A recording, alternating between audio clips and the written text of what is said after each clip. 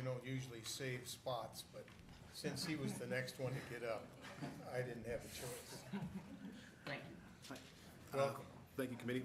My name is Clayton Novotny. That's Claytonnovotny. I am with Motoplex of Norfolk and Motoplex of Columbus. With having some of these vehicles with Norfolk and Columbus already having laws in place where we can actually drive these on the street, it is very beneficial to both those towns. We have done some events in Norfolk where we call Explore Norfolk, where it allows citizens that have their vehicles licensed with the city of Norfolk to be able to ride around in Norfolk and do events. We've had other towns around Norfolk say, can we do it in Hayter? Can we go to Pierce? Can we go to the places? As things currently sit, you have to have a license plate for each town. So Norfolk's rules are different than Columbus rules, or different than Stanton's rules. By having a statewide law that's the same, it'll make it easier for us to be able to go from town to town if you're not ag used, and have one plate for the state and have it a unified rule versus it being up to right now where each town and city ordinance, it can change. Norfolk has a license plate. Wisner has a little sticker to put on there.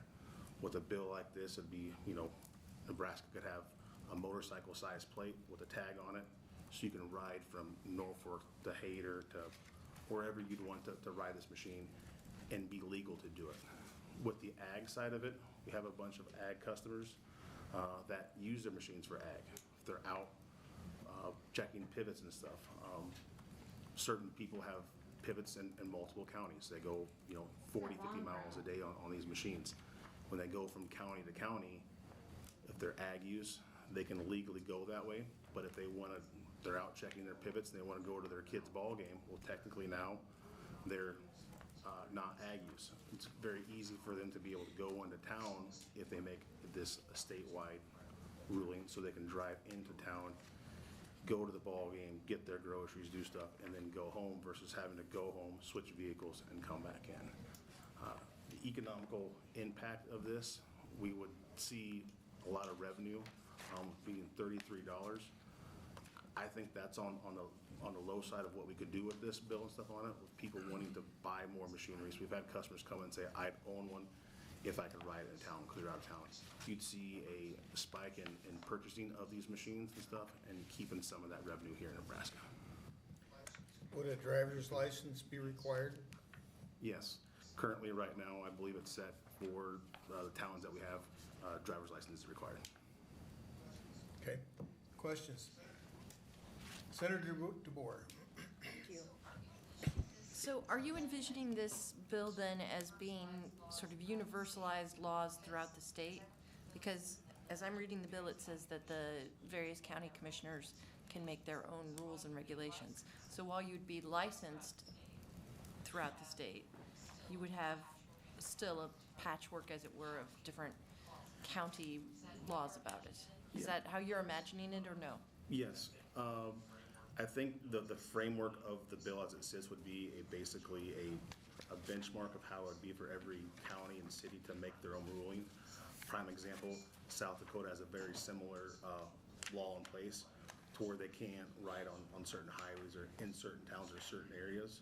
So, but by having it be a unified state license plate, it eliminates our clientele. Right now we have several people that have 10 different tags on the back of their vehicle so they can ride in 10 different towns legally. By having it be a statewide license plate, they just need one license plate, one revenue source for the state of Nebraska versus having tags for each individual town that they want to ride in. We have a lot of ag people that, you have Norfolk, Stanton, Columbus in that area, they can go into multiple different towns. If they want to go into each one of those towns, they have to have a different plate.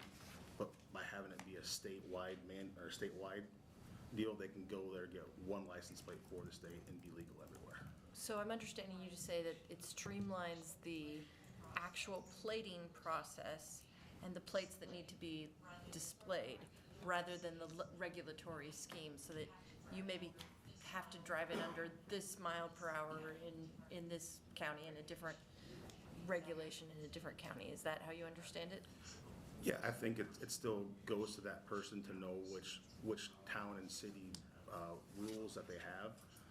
It's on that person to know. I mean, it's on that person to know, you know, like an automotive vehicle where they can or can't ride. You have semis going into towns where they can or can't use their Jake brakes.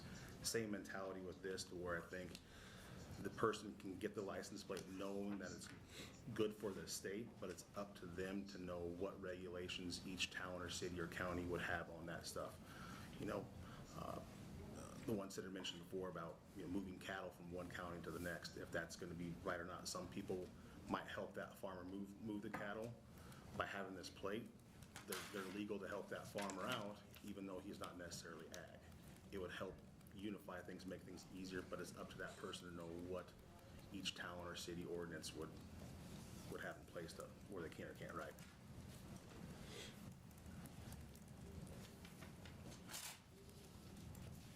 Senator Brand. Thank you, Chairman Moser. Would I have to have proof of insurance and registration on the vehicle?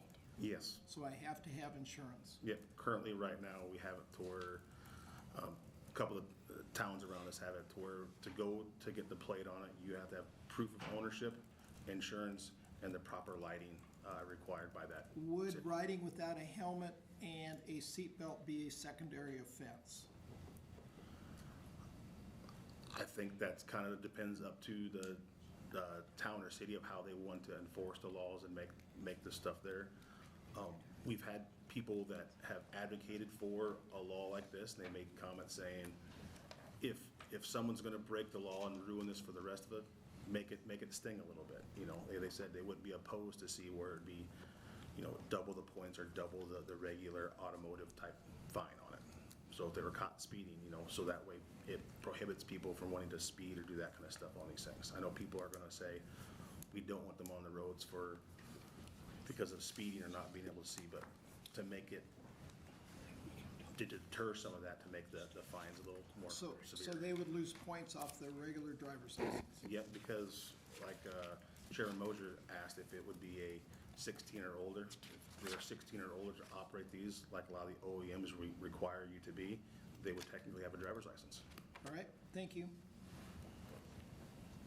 Okay, other questions? Thank you, appreciate your testimony. There are more